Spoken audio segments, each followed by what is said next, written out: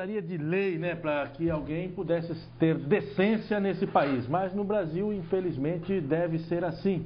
É preciso aprovar uma lei para que a pessoa siga essas regras. Eu misturei regra com siga, virou sigra.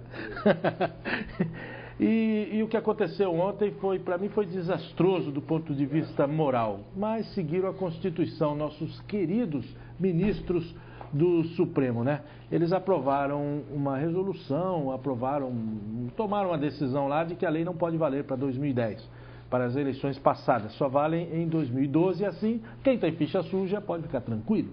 Se foi eleito no ano passado, vai assumir o mandato. Está aqui Fernando Pignaton. Tudo bem, Pig? Boa tarde. Tudo bem, um abraço. O que você achou dessa decisão, hein? Olha, a decisão é um grande retrocesso. E nos deixa muito preocupados, e é preciso que haja uma reação forte da sociedade, porque essa decisão, ela coloca no Congresso aqueles diretamente interessados em articular novas leis para que eles possam permanecer nas novas eleições.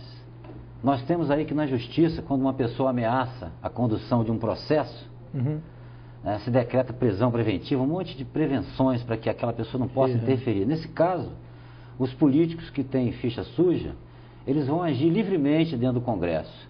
E é preciso que a sociedade... Além disso, existem outras iniciativas que não foram apreciadas agora, que vão tentar cancelar o efeito da lei de ficha limpa para as eleições, para as próximas eleições. Isso que é mais preocupante. Então, a sociedade e os democratas, as instituições democráticas, devem ter uma posição forte de condenação dessa atitude, dessa decisão. Agora E preparar o terreno para as novas tentativas que vão ser feitas de burlar uma mobilização tão importante da sociedade, uma mobilização histórica, né? Nós sabemos que para uma pessoa prestar um concurso público, ela não pode prestar se tiver a ficha suja, né? Exercer uma função como deputado, uma função pública, né?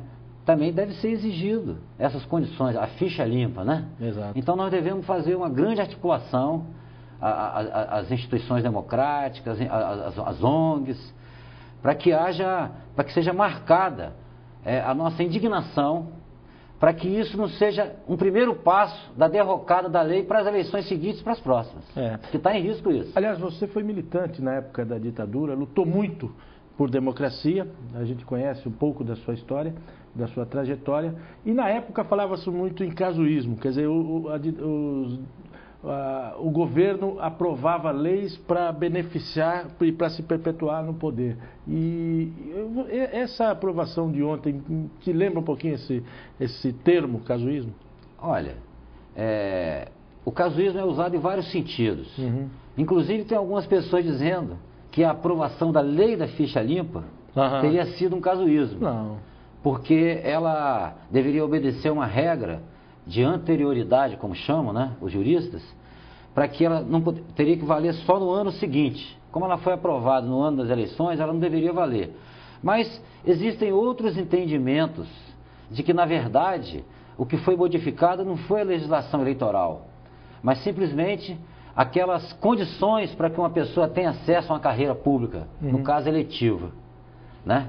Então, e considerando também a mobilização da sociedade, eu acho que essa mobilização que houve em torno da ficha limpa, com aquela quantidade de assinaturas, me pareceu uma mobilização semelhante à que a gente fazia na época para que a gente tivesse o fim da ditadura e o Estado de Direito. Aí eu vejo uma identidade. Mas na época, agora, por exemplo, assinatura eletrônica, as pessoas fazendo campanha pela internet, isso tem a ver com esse momento. Você não acha que faltou gente na rua, presença física, multidão nas praças? Não faltou um outro tipo de mobilização para deixar mais clara a posição da população? De certa forma, a população e a sociedade está sendo pego de surpresa, né? Porque o fórum adequado para resolver uma questão dessa é o Congresso Nacional. E quando a lei foi mandada para o Congresso Nacional, a sociedade brasileira teve uma conduta exemplar em termos de amadurecimento democrático. Fez uma grande mobilização, uma coisa exemplar até para os outros países. Agora, a coisa foi feita lá no Supremo Tribunal. que é um local mais fechado. Não é, na verdade, para um assunto como esse, da importância que tem para a cultura política do país, para o fortalecimento das nossas tradições democráticas, né? É uma coisa que deveria ser discutida no Congresso, né? Agora, numa Câmara mais fechada assim, numa instância mais fechada, a mobilização se dificulta, mas nada impede que ela seja desencadeada a partir desse momento. E você acha que há ambiente para que haja uma nova mobilização, para que o povo se posicione com mais firmeza em relação ao ano passado? Eu acho que sim. Agora começa, de fato, o ano político. O acompanhamento da sociedade sobre as matérias políticas vai aumentar, né? Acabou o carnaval, o período de férias.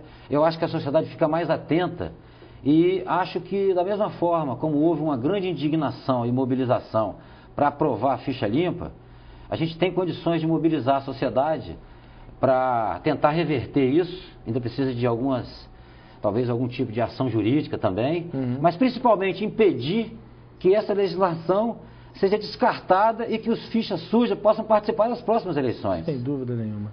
Fernando, muito obrigado pela presença mais uma vez. Hein? Okay. Volte sempre. Estamos à disposição. Professor.